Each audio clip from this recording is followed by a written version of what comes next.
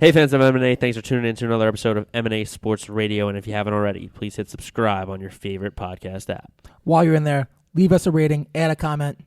We appreciate the feedback. Thank you for tuning in, M&A Sports Radio.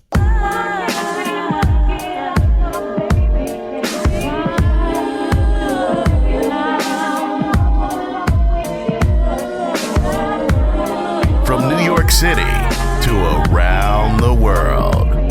This is M&A Sports Radio with Moose and AJ. M&A Sports Radio, big show tonight. AJ Nicoletti, Mike Moose O'Brien. Other side of the glass, Matt Vaccaro, Joe Formica. Moose, how was your week, bro? Really good. Excited to be here. Can't believe it's May. Whew. I know, unbelievable. Kind of crappy weather the last couple of days, but hopefully cold. it'll turn It's around. cold right now. I'm actually wearing a blanket in the studio. Wow. Facts only. I wasn't going to throw you under the bus, but if you're just going to bring it up. I'm comfortable. I don't care. Good for you. We'll start in the NBA. We'll talk NFL draft. We have our NHL insider Rob Coliani on us, and also our horse racing handicap, Matt Pappas, back to talk Triple Crown and the Kentucky Derby this Saturday. All that and more, but first, NBA. Heat win a Game 7. Raptors win a Game 7. Heat win a Game 7 in a series they really dominated except the 3 losses, which were tight games, most of them. And the Raptors win a series that they should have won.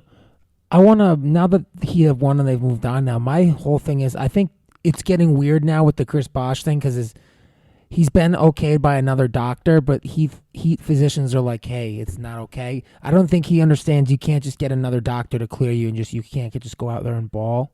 I don't think that's just not how it works. That's not how a second opinion works? No, not when you have $110 million invested guy over 5 years. You know what I'm saying, though? Well, I mean, I hope he's healthy for his sake. Like I don't even care he's about practicing. him He's getting basketball, shots but, up. Yeah, I hope he's healthy. Like, if he could play again, that'd be awesome. But I think it'd be good if they can get him to the point where he can give him 10 or 15 minutes a night. It's just getting weird now because it's getting ugly because it's getting to the point where the story's getting to the public, and that's never a good thing, and things can get misconstrued. Absolutely. Then you start getting anonymous quotes, then you get people in the locker room leaking things. That's where I think this is headed. That's why. Go with the Raptors. I think they're done in the next round. Kyle Lowry's too banged up. That elbow's an issue. He can't shoot. I think the Pacers let the series get away from him. They should have won the series. Atlanta and Cleveland in the East. I don't see this going past 6. No, I would see Cavs in 5. I would say Cleveland in 5. Miami and Toronto, we just talked about it, but I like Miami as well going forward. If Toronto was healthy, I'd take Toronto, but they're not. Yeah, and it doesn't seem like Kyle Lowry's getting healthier as the days go on. It seems like he's just getting, like he's maintaining his injury. He's not getting better. He fell last night on his arm, and I was like, oh, boy. Yeah, that he can't shoot. It's a shooting elbow. Yeah. So and he's trying to play without the elbow pad now, and I get it, but like he said at the end of there he wouldn't have been playing if it wasn't, they didn't need it for seeding, and he never really got the rest he needed. I don't think he can carry them past. I think Miami's a better team in general.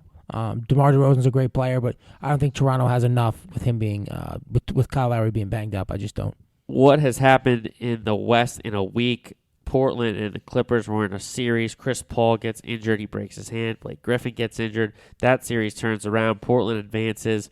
Golden State, Portland, Oklahoma City, San Antonio out west. Before we move on, do you break up the Clippers? No. I think you give them another shot at it, right? I do. That's a really crappy go at it, though. For them, and boy, are those... If they were healthy, and lost in the first round, I'd say break it up. Yeah. But they were injured. Blake was hurt the whole year, basically. Chris Paul carried him to that most of the way. I mean, they'll be back. But I wouldn't break them up. Did the sports gods really smiled on the Golden State Warriors this year, huh? Yes. Yes, they did. Today, we find out Steph Curry's out for at least 2 weeks. This happens where they go out and they lose Steph Curry, the Clippers lose Chris Paul and Blake Griffin, and they go on to lose that series to Portland in 6. And you look at it now, Golden State just takes care of business game 1 against Portland. Portland doesn't have enough. Yep. With or without Steph Curry, it doesn't matter. I wouldn't play him this whole entire series. I would play him only in a pivotal Game 5 that would be 2-2. I do not see that ever happening, so I would probably not play him in this series either. If you could get them done in 5 games and have him completely healthy for the conference finals, that would be better than him like possibly re-injuring it in a I don't want to say a meaningless game, but in the playoffs, if you're up 3-1 in a Game 5 where you're the Warriors against the Trailblazers, you're going to close that series out. So I don't know if you really need Steph Curry for that series. But if he's healthy to play and the series is tight, I would bring him back. But if not, rest him in another series. Can't really blame the Warriors for that. Oh, not at all. And that's just, you want to be healthy at the right time of year, and this is that time of year. Absolutely. So Oklahoma City and San Antonio, the other series out west. Oklahoma City got drubbed in Game 1. Kawhi Leonard and LaMarcus Aldridge were excellent for San Antonio. 28 for 36 between the two of them. As impressive as that is, that's not going to be night in, night out with the series. No, and Oklahoma City has to make a statement, and as we're recording this tonight, they can't get blown out like that again. No, if they do, it's over. Yeah. I think Oklahoma City can make this a series, but I still like the Spurs in the series. Got to win 2 at home. I still like the Spurs in 6. I like the Spurs here as well, but if Oklahoma City can't win 2 at home, it's over in 5 or 6. If they can win 2 at home, I can see it going the distance. Oh, for sure. There's no doubt about that. But I just don't see the Spurs losing this series. That's why I don't. No, I agree too.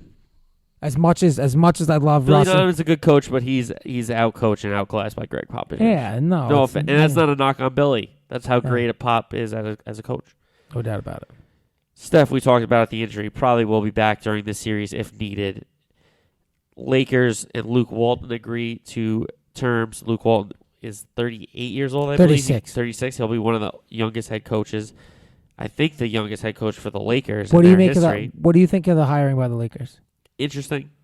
Because I think people like to make fun of the Lakers. I heard. I kind of like it. No, I do too, because I think it's the move. It's like it's Young not, guy, young team. It's not like you went out and you got Mike Brown or Byron Scott, guys who got fired other places. You know what I mean? Or like, hey, if the most Laker thing would have been to go have one interview with David Blatt and go hire him. Yeah, that would have been like their thing to do, or like a Mike D'Antoni. You know what I mean? Those are guys who couldn't hack it elsewhere. So I think this is a guy who it's his first shot. He's played for the Lakers. I mean, not that he was an elite player, but you know he was on championship teams as a bench player. Absolutely. So he knows what it takes. He's got good coaching experience, and as impressive as it is that he went 24-0 to start out of the gate with that team this year in Golden State. I don't think that's a good indicator of what he's going to be as a coach. Oh, no. I think this is where you find out how good of a coach he can really be. I mean, because initially guys aren't coming to L.A. to go, hey, I want to play for Luke Walton. Let's be real here. Well, he does have a pretty young talent base in L.A. No, granted, he's coaching a great team in Golden State. Yeah, but 24-0. My point is if he takes the job in L.A., Kevin Durant's not going, hey, I'm signing with the Lakers because Luke Walton's. No, he wouldn't do it because of Luke. But I'm saying eventually he could get to that point. So I don't think you know how good of a coach a guy is until you give him that chance. Plus, they have so much young talent. They obviously want to add a free agent piece, no question, but if they can just develop their young talent as a young core and then add a piece through trade or another piece through the draft where they don't have to go get that huge free agent and pay that price, they can pay it to the guys that they drafted. That would be an interesting route for them to go. Curious to see the power struggle in Hollywood over there with the Buss family, but that being said, Luke Walton is the head coach. Seems to be picking up steam every day. Another twist being thrown in that Genie Buss whole dynamic with Jim there.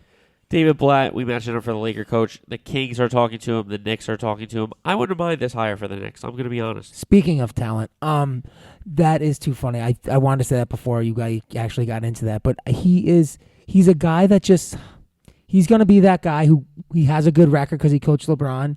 But if you ever sent David Blatt out to Sacramento, do you know what Boogie Cousins would do to David Blatt? He would chew him up and spit. George Karl couldn't control him. What's David Blatt going to do? David Blatt couldn't look LeBron in the eye. What's he going to do to him? What's Carmelo going to do to him?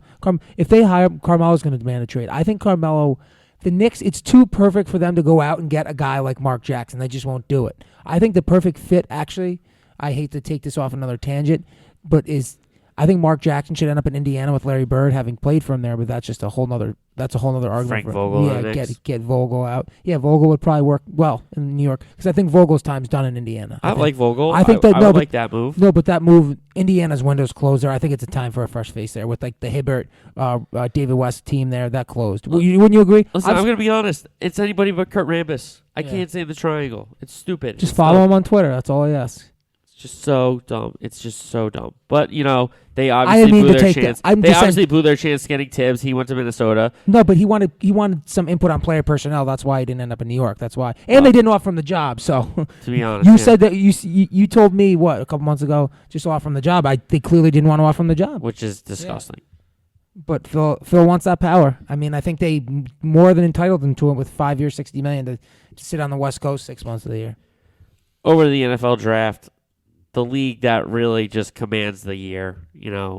They're not playing for months. They haven't played for months, and the NFL draft is a higher rated thing than playoff games. How about that graphic I sent you? That's what I'm saying. Unbelievable.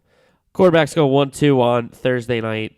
Jared Goff, Carson Wentz, Rams, and Eagles, respectively. Bosa at 3 to the Chargers.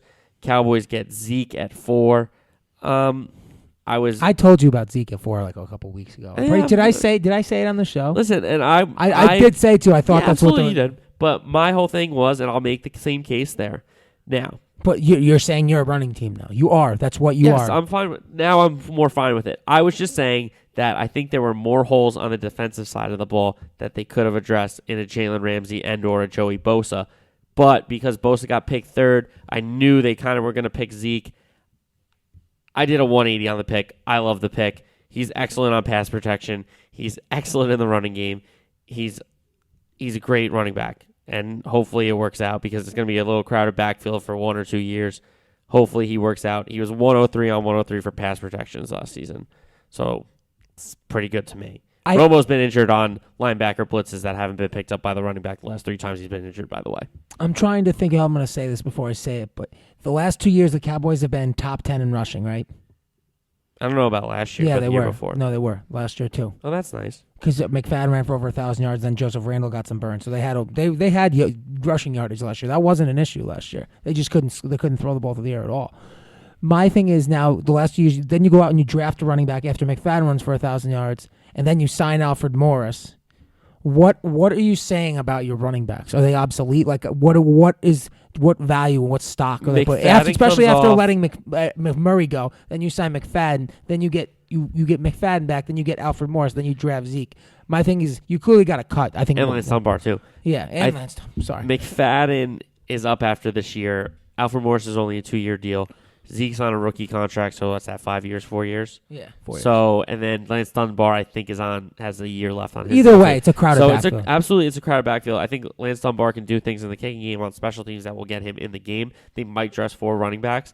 Darren McFadden, he's known to be injured. He didn't get injured last year, but he's known to be injury prone. I think they went with a little more assurance with Alfred Morris when they signed him. I don't think they were going to pick Zeke at that point, the way it was kind of turning out, because I don't think the Eagles had traded for the 2 pick overall yet. And no one saw the Tunsil slide. Exactly, that too. So I like the Zeke pick.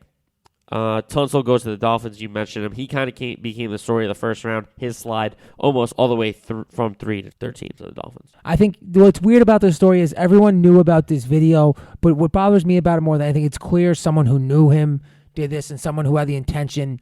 A lot of people think it's the father or the stepfather and who the had financial advisor, or whatever it was. Someone clearly wanted to hurt him and try and ruin his life on the biggest day of his life, and I think that's really crappy.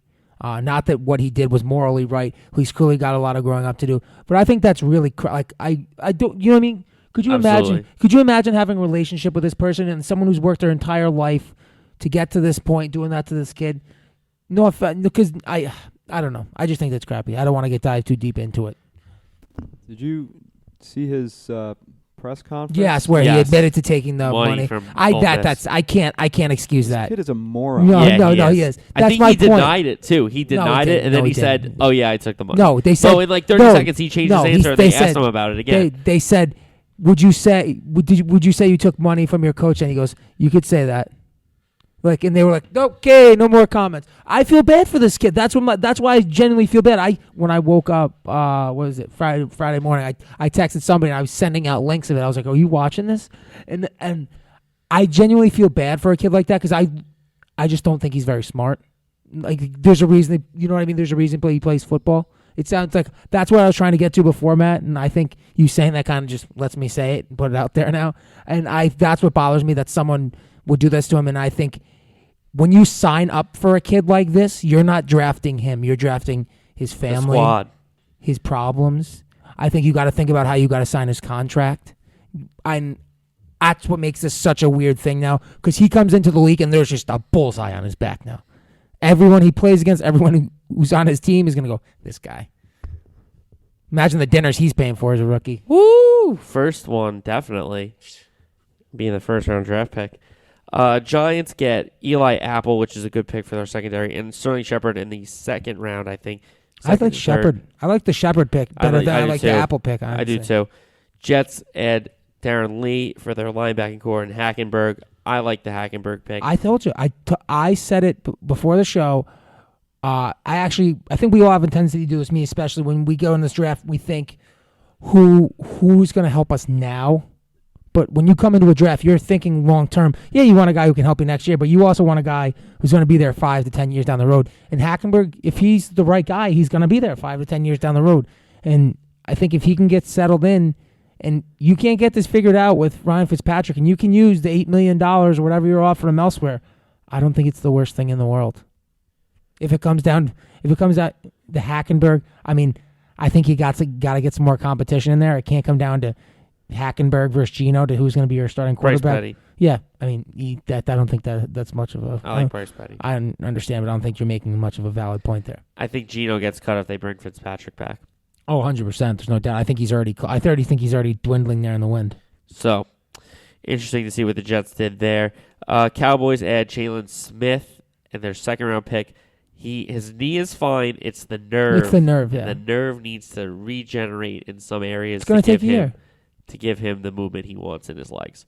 So, interesting to see if that pick pays off. He was arguably a top 5 pick before tearing that. He was number 1 on Todd McShay's big board before he got injured. And you look at the Cowboys, I mentioned it to you on Saturday during the draft. They got 2 of the top 22 players in college football. They got two first-team All-Americans. And did you know, this is kind of ironic, the only Ohio State player in the bowl game when he got hurt that went near him and was like, while he was getting tended to, was Ezekiel Elliott. And Zeke went over to him and dapped him up and wished him well before he got taken off the field. And now they're teammates. Awesome. How cool is that? Sports, man. Jags have a great draft. Jalen Ramsey falls to them at 5. Miles Jack in the second round. Sheldon Day from Notre Dame. Their defense now has playmakers. They drafted like 6 or 7 guys who can play in this league next year. Now. This team is not. I don't think they're going to compete for this division. Absolutely. This is going to be a big year for them. Soon. Miles Jack, that's a huge move there. I was surprised to see the Cowboys took Jalen Smith over him, but I think Jalen Smith's better range side to side, or when he was healthy, he was better in pass coverage, but Miles Jack's just such a threat. He ran for 11 touchdowns in 2 years at UCLA. That's insanity. Can you think about what Miles Jack could do? He was a transcendent type of talent, and it's a shame his career got cut a little short for the UCLA Bruins. In division, the Texans had 2 weapons to go alongside their new quarterback in Brock Osweiler, and to help out DeAndre Hopkins, they had Will Fuller from Notre Dame and Braxton Miller from Ohio State. I think the Will Fuller move's more of an instant impact. I think Braxton Miller's going to take a little time. But if you match up Braxton Miller on 3rd and 4th corners in the slot and give him go option routes.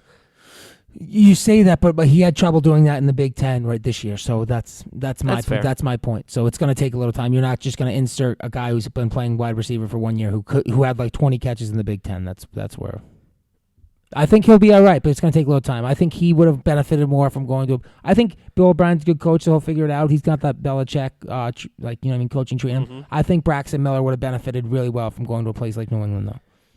Kind of the same culture, but I see your point. Yeah. Yep. Treadwell goes to the Vikings, a big weapon for Teddy Bridgewater. I really didn't want him to go there. He slipped a little bit. He did. I was kind of surprised. I thought he was going to go in the mid-teens. I was surprised to see Corey Coleman go before him. Doxson fell a little bit too. Those 3 receivers, man, they're going to be players. I think all 3 of those guys are going to be good at this level. I agree. I definitely agree. Anything else you got from the draft? Packers take Kenny Clark. I like that move. I was a little surprised to take. I know Kenny can play. I kind of wanted Kim Diche. He ends up going 29. Cardinals. Yep. But I can't complain. Kenny Clark can play. He can rush the passer a little bit. And he definitely stepped up his game this year in his last year at UCLA. We'll come back. We'll talk to our NHL insider, Rob Coliani, about the Stanley Cup playoffs. Matt Pappas later to talk about the Derby. Baseball notes, soccer notes. Leicester wins the Premier League, so congratulations to them. What pissed you off? All coming up, M&A Sports Radio. Back after this.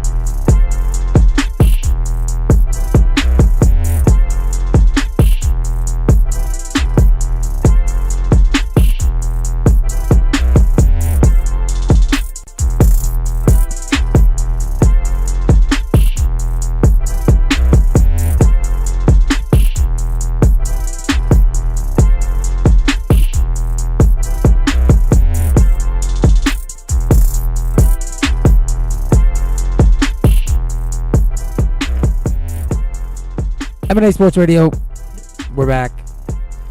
We come back to you now with our NHL insider, Rob Coliani. A lot to talk about here. Welcome in our NHL insider, Rob Coliani, in his weekly Stanley Cup playoff spot on the show. Rob, welcome. How are you?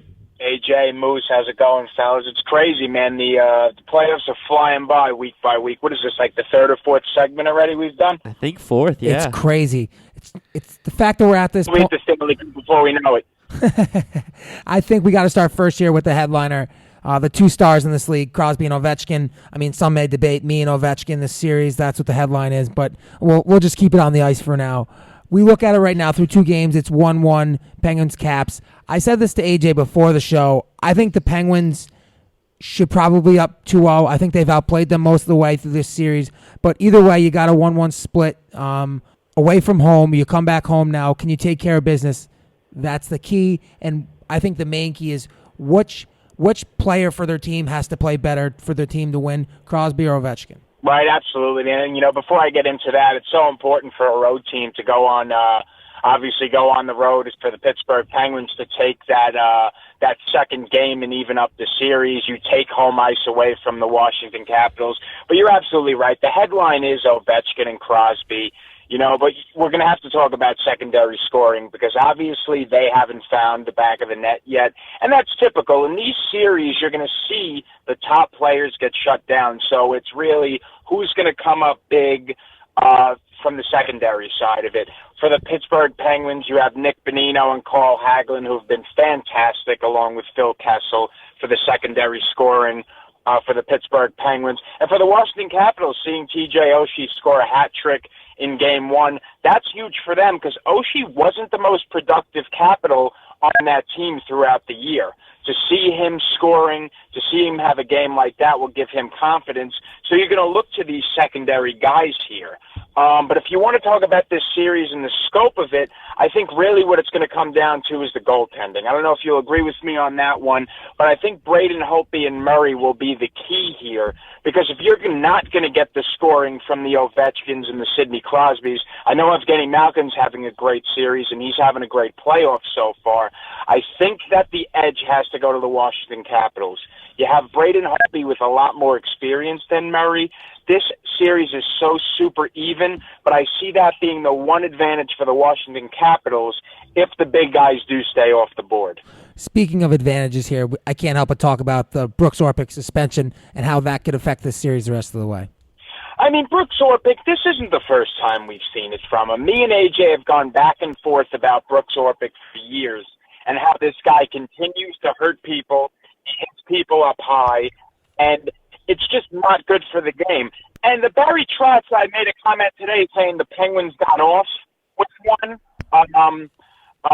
and that's having Brooks Orpik suspended for 3 games. I disagree wholeheartedly with that. Barry Trotz should shut his mouth. I think Orpik should be out for the rest of the series, to be quite honest, because this guy time and time again goes knee to knee with guys and hits people up high. He does push the envelope. He pushes the envelope, time after time. He was on the Pittsburgh Penguins. He did it when he was with them. Now he's a Washington Capital, and nothing has changed. And we talked about this many times. The NHL has done a horrible job of setting a precedent when it comes to high hits and dirty plays, and this is a perfect example of how, some would say the Pittsburgh Penguins get off with one, with him being suspended 3 games.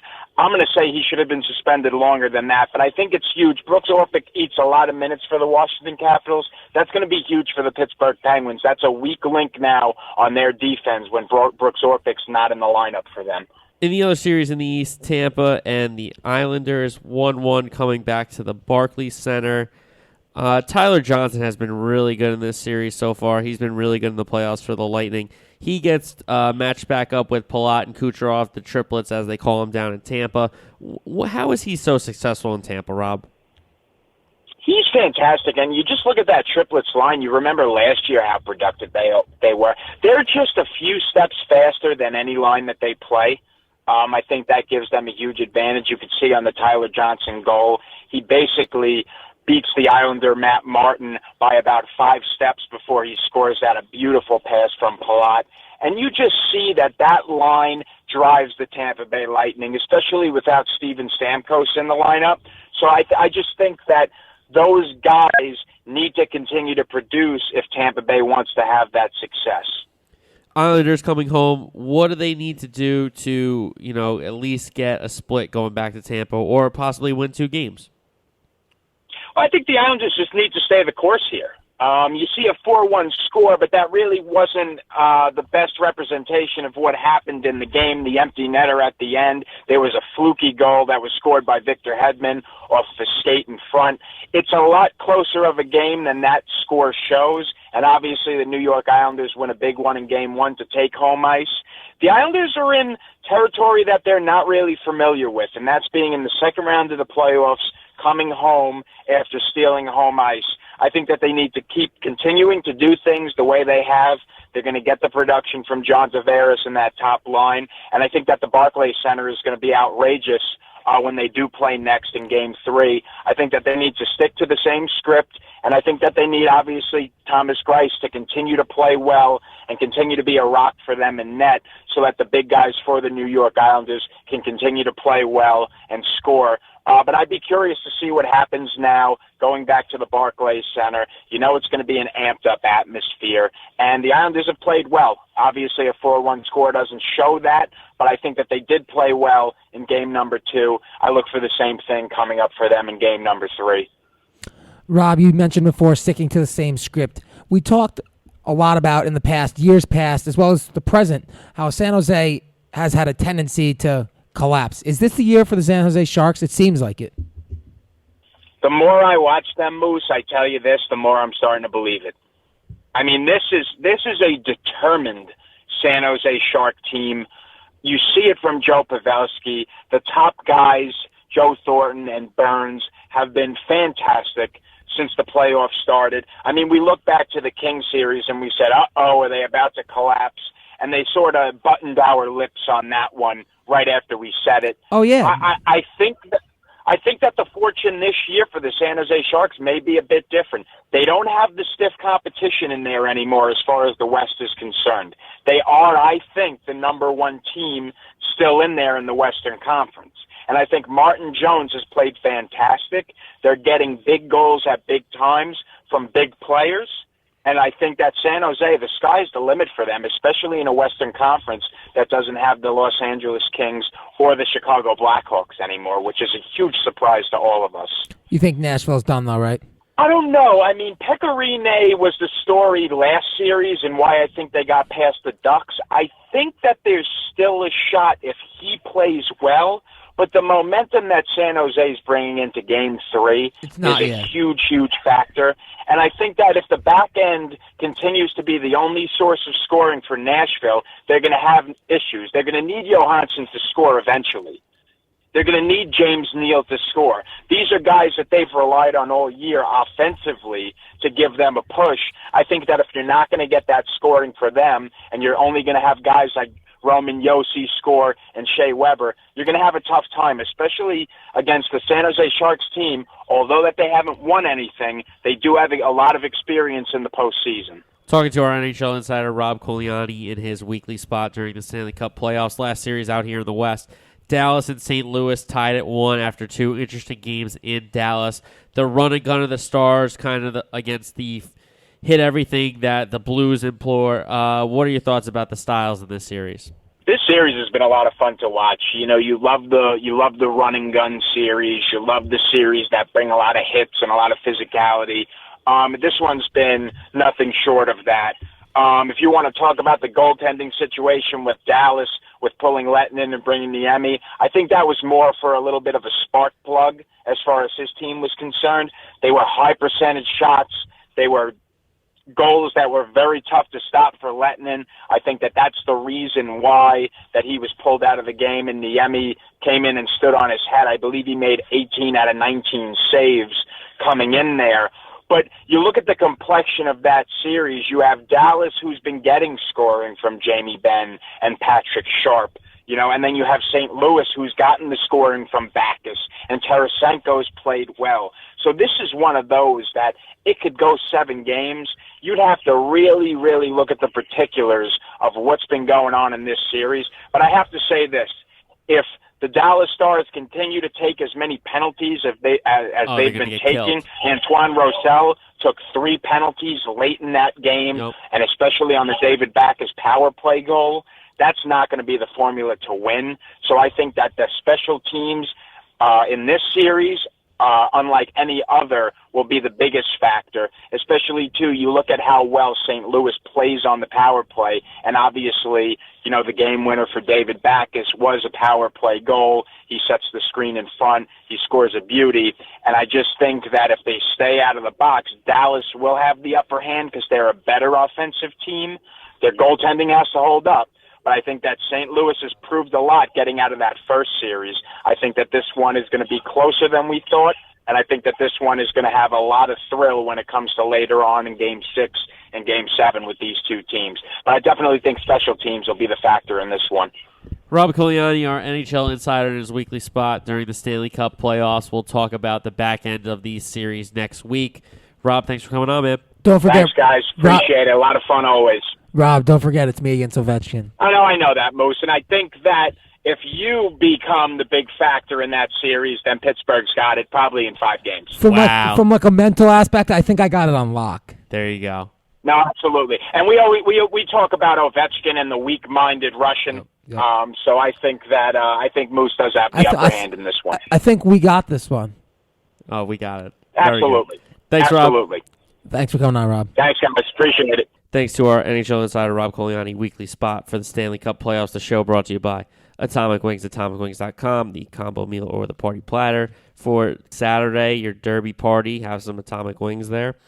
Atomicwings.com, the awesome, authentic Atomic Wings. act.alz.org/go-to/Shane Hendry for the ALZ longest day. Donate there. Also, of course, the M&A Sports Radio Alzheimer's Association first annual charity golf tournament, June 25th, Cream Ridge, New Jersey. Email MA Sports Freehold, Radio. New Jersey. Freehold, masportsradio@gmail.com for more information about that. Share the flyer. I'll send you the PDF if you want more information about the flyer and stuff like that. So we'll come back with our Derby expert, Matt Pappas, MLB news, soccer, what pissed you off, all coming up M&A Sports Radio. Back after this.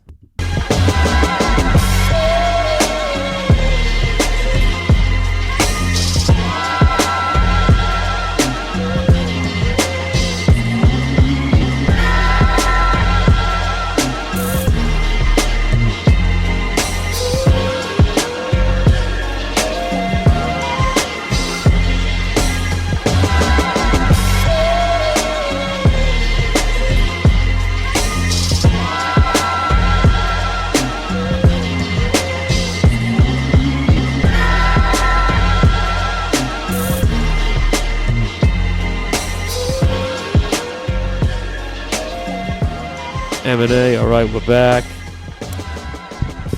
First Saturday in May. That means Kentucky Derby. We bring back our horse racing expert, our handicapper, Matt Pappas from TrackSideView.com and AgainstTheNumber.com. He writes great pieces there. Check those out. Matt, we bring you on, of course, for the Kentucky Derby this week. First Saturday in May. Nyquist is the undefeated horse. Exaggerator, Gunrunner are also there. They're good horses as well at the top of the points standings to get into the Derby. What are your thoughts on those 3 horses? So first, I guess we'll start with Nyquist since he's the favorite. He's undefeated. That's great and everything. He's won, I think, either 6 or 7 of his starts. His speed figures are the same exact or worse than many other horses in this field. I think he can win, but at 3-1, you can't look at him as a horse you should be betting at 3-1. You can get a lot of value other places in this race. Next, Exaggerator. He probably had the most visually impressive prep coming into this with the Santa Anita Derby, and I think he's a very likely horse that could win. He should be about 6 or 7-1 in there, and he just keeps getting better. He gets Kent DeSormo. Kent's riding for his brother Keith.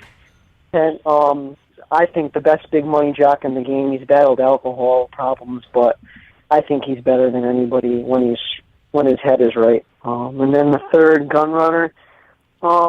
He's an interesting one. He's coming in off, I believe, a 6-week layoff. His prep was a week or two before the other major preps. So that could be a little bit of an issue with him, because typically horses off that long a layoff don't win the Derby. But he is training very well over the track. He has won at Churchill, so he does like the track. He should be around at the wire. I just don't know if I would take him on the win side. Matt, as another year goes on with the Triple Crown here, it seems like horses again for Pletcher and Baffert seem to take the storyline here. It's just another year. And I just want to get your thoughts on where you think their horses stand and what do you expect from them going forward. There's 3 of them combined. I'll start with Baffert, More Spirit. I think he's a really talented horse. I just don't know if he's mentally there yet to win in a 20-horse field. He's going to need to probably get the right trip. He'll sit in that second wave of horses. Like, he won't be right on the lead and won't be way off the pace, which could benefit him. He is a grinder, though, and grinders don't tend to win the Derby. He doesn't have that quick turn of foot. So unless he shows that, which we haven't seen yet, I don't expect him to win the Derby. But he would be a horse that I would use on a pick 4 if you're going to use, say, 7 horses. He would probably be the 6th or 7th one I would use. The other 2, the Pletchers, I was telling AJ earlier, there's a stat on the first Pletcher, Destin. He won the Tampa Bay Derby and hasn't raced since. Now, that race was in February. There's never been a horse that has come into the Derby and hit the board off a 45-day layoff. Wow. So if he's the first one, I'm fine losing to him. I don't think he's very good. Pletcher keeps most of his better horses at Gulfstream in the winter. So I don't think he's one that you need or would be scared of if you're not using him in a trifecta. Maybe he runs 4th in the Super, but I don't see him being there in the top 3 spots. And then Outwork. This horse just won the Wood Memorial down at Aqueduct. It was the slowest running of the Wood Memorial in 92 tries, or 92 attempts. I think he's coming into form at the right time. He had a pretty decent work talking to some clockers down there, but some of them thought the work was terrible, and he wasn't moving well. And it was kind of like his workmate was doing nothing that made him look good. So if I had to take one of those 3, I'm going with Baffert. I would say it'd go him, then Outwork, and Destin. I mean, those are the 2 top trainers you got to say in thoroughbred racing. So you always got to pay attention to that. Yeah, that's those always horses. a story. That's always a storyline. That's Absolutely. something I think we had to touch on. Another storyline, we'll get your Derby pick in a second, but the Kentucky Oaks has always a great field of fillies. What are your thoughts on that race? I really like a horse, Landover C. That horse ran versus the Philly Songbird. That would be 1-9 in this race if she did run, and unfortunately, for the horse racing fan, she got hurt, but for the gambler side of me, I'm happy she's not running because she would have won the race. Landover C comes out of a prep in Louisiana as well, and she won that day on a track that was very speed favoring, off the pace. She was wide the whole way, and she just did it. She just did it very easily. The other 2 in the race that I would look at is Catherine Sophia. She never won at 2 turns, but she's very fast, very talented. She's one that you want on your tickets. And then one that a lot of people might be familiar with, Rachel's Valentina. She's the daughter of Rachel Alexandra, who won the Oaks. And she just missed coming back from the Breeders' Cup, running her first race at Keeneland since November. She lost by half of a length to a 25-1 shot that's in the field, Weep No More. So I think she might have needed that race, and she'll run a good one here. Matt, last but not least, I actually have a couple questions for you here. Who do you think's going to win, and what are your picks? What are you going to bet here? So my top pick is actually a horse we haven't mentioned yet, Creator. He won the Arkansas Derby, and he should be about 20-1, 25-1, somewhere in that range. It took him 6 tries to break his maiden, and there's only been 2 horses that have won the Derby when it took them 6 tries to break their maiden. However, this field is not very good. So I wouldn't really look at that factor. Since he broke his maiden, he ran third in the Rebel, which was a Derby prep, and then first in the Arkansas Derby. He was about 10 wide on the turn and blew by everybody. And in those races where he took to break his maiden, he also ran second in 5 of them. So it wasn't like he was running absolutely nowhere and just hit a switch recently. And then my second pick was Exaggerator, which we touched on. And my third pick was Brody's Cause. He won the Bluegrass down in Kentucky. The prep, it was the first weekend of April. So he gets a nice 4-week break there. And Dale Roman's horses always run very well in the Derby, second, third, fourth. I think this might be his best chance yet. And I know talking to the Connections, they loved his workout that he had this past Sunday. They said he couldn't be doing better. Dale's significant other, Tammy Fox, actually exercises the horse, and she said she's never seen him this happy, and he just wanted to keep running and running. They had to slow him down. Matt Pappas, thanks for joining us again, our horse racing handicapper. Check him out on tracksideview.com and againstthenumber.com as well. Matt, thanks for the time, man. Matt, thanks for coming on, Matt. No problem. Take care, guys. Thanks to Matt for coming on. We'll talk to him definitely after the Derby and before the Preakness and all the way through to the Belmont Stakes in June. Baseball, the Yanks stink. I'm going to say it. They're horrible. They can't score. They can't get leads to the bullpen. The whole thing was about winning close games and getting into the bullpen. Chapman's not even back yet. They're 8-15. It's not like they can really make any moves. If if Chase Headley, your boy Chase Headley doesn't have an extra base hit. No, don't talk about him like he's my boy. I've been telling you for 2 years he stinks. Before they signed him, I said he was no good. Don't sign him for 4 years, $52 million.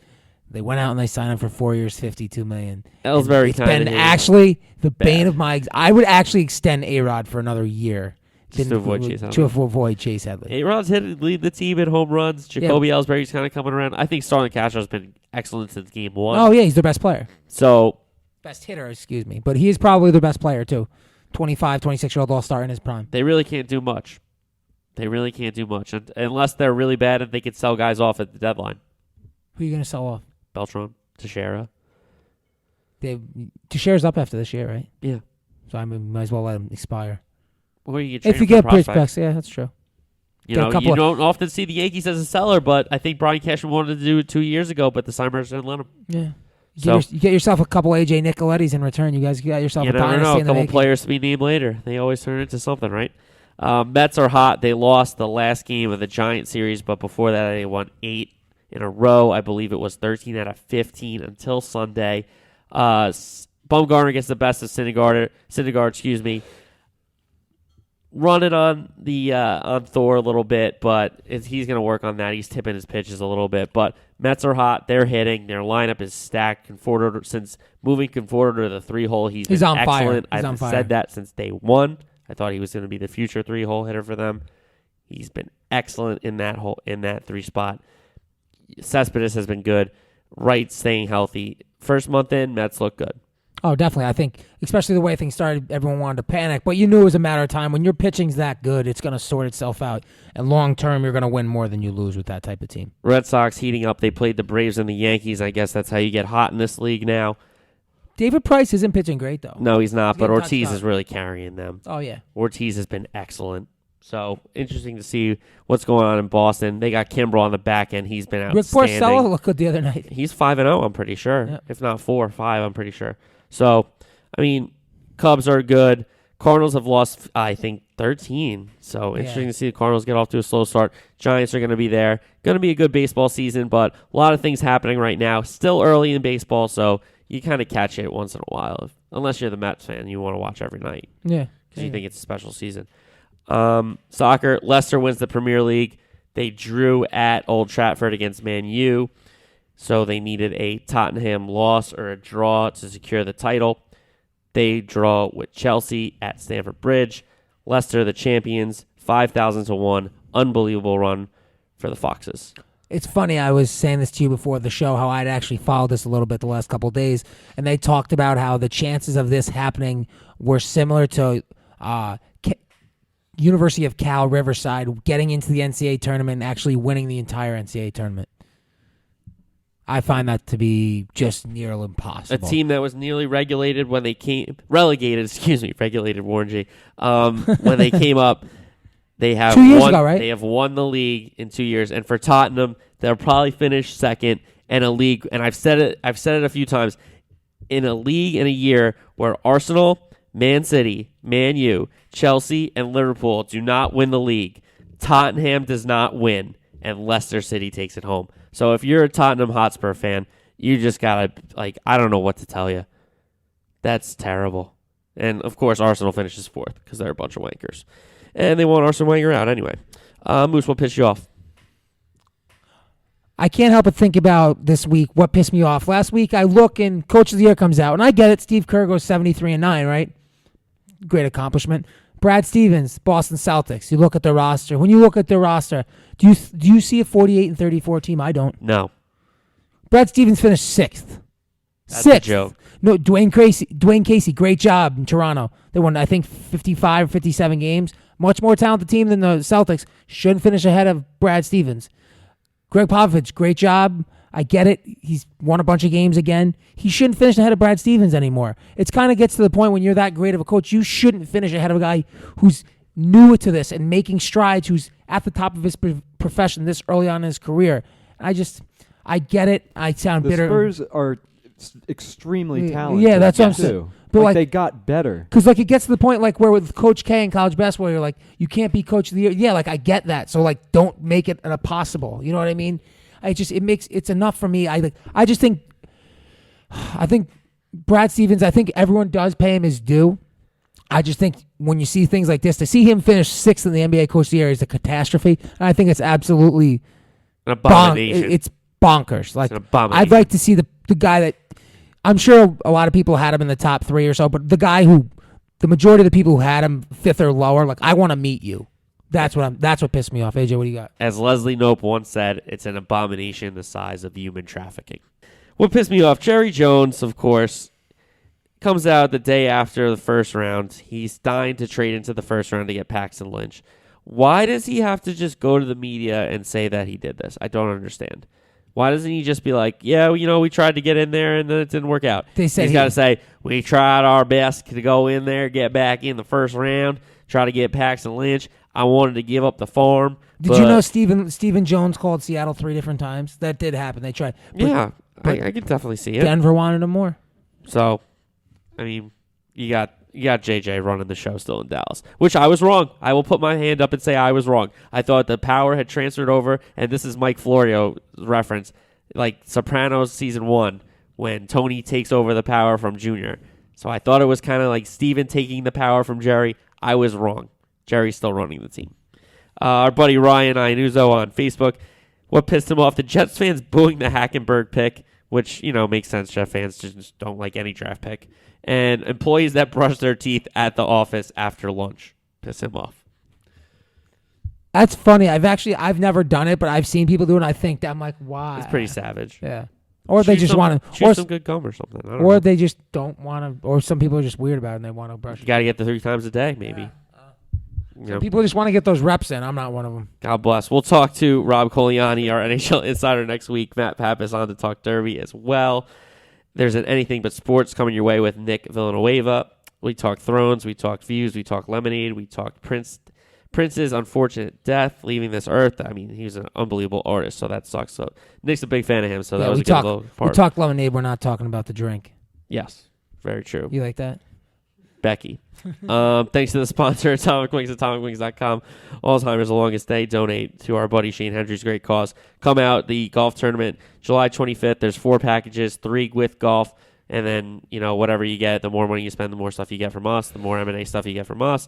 The 4th of the no golf package, so that'll be open bar and food. Ladies, drop your guys off in the morning. The Jackson outlets are right, I think, 10, 15 minutes away. Tons of great stores. If you want to go to Great Adventure, kill some time, right there too. So a lot of stuff going down that day. June 25th, Cream Ridge Golf Course. Producers on the other side of the glass, Joe from Micah, Matt Vaccaro. Thanks to those guys, as always. Fans, listeners, contributors to the show.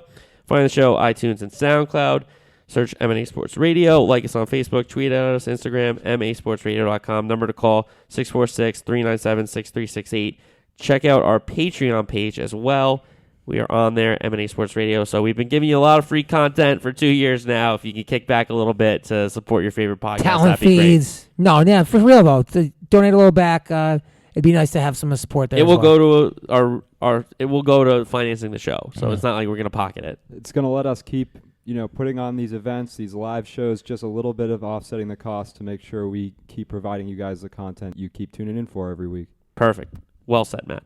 Speaking of new content, we will come out with a new podcast called Show Me the Money. It will take on stuff like, issues, financial issues surrounding sports, like what is a franchise tag, like what is a mid-level exception, how does this collective bargaining agreement work. So look for those. I would say like summer-ish, I would say June-ish we'll start doing those. And then also that's the perfect time to do it. Another thing for summer, since Moose isn't well-cultured when it comes to great movies, like I love. Yeah, I'm not well cultured. We're doing a segment. I'm not well cultured. It's called Moose Reviews AJ's Favorites.